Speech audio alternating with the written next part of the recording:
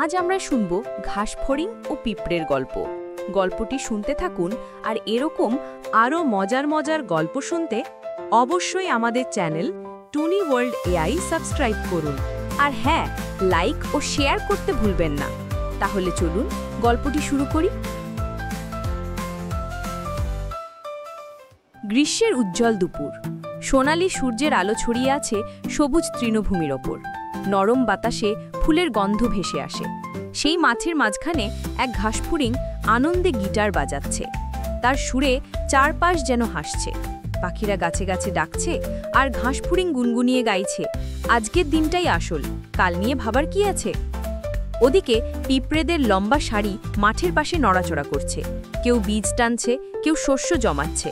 ঘাসফড়িং তাদের দেখে হেসে বলে, এই রোদে, এই মিষ্টি হাওয়ায় তোমরা কাজ করছো? এসো না, একটু গান শোনো, জীবন উপভোগ করো। একটা ছোট পিঁপড়ে থেমে বলে, আমরা জানি শীত আসছে, তখন এই মাঠ বরফে ঢেকে যাবে, তাই এখনই আমাদের পরিশ্রম করতে হবে। ঘাসফড়িং হেসে উড়ে যায়। তার কাছে আগামীকাল মানে একটাই, আবার গান, আবার রোদ। দিন যায়, মাস যায়, আকাশ ধূসর হয়ে ওঠে, ঠান্ডা হাওয়া বয়ে যায়, গাছের পাতা ঝরে পড়ে। শীত এসে গেছে। এখন ঘাসফড়িংয়ের গিটারের তারে বরফ জমেছে। তার গলায় গান নেই, পেটে খাবার নেই। পেটের ক্ষুধায় আর ঠান্ডায় সে কেঁপে কেঁপে পিঁপড়েদের ছোট্ট ঘরের সামনে আসে। ভিতরে উষ্ণ আলো জ্বলছে। পিঁপড়েরা বসে গরম রুটি খাচ্ছে। ঘাসফড়িং দরজায় টোকা দেয়, বন্ধুরা, একটু খাবার দেবে?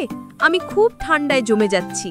পিঁপড়ে মাথা তুলে তাকায়, কিছুক্ষণ চুপ থেকে বলে, যখন আমরা পরিশ্রম করছিলাম তুমি তখন গান গাইছিলে।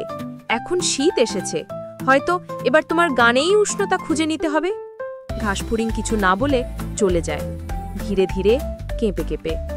দূরের আকাশে এক ফোঁটা তুষার গলে পড়ে তার বেহালায়।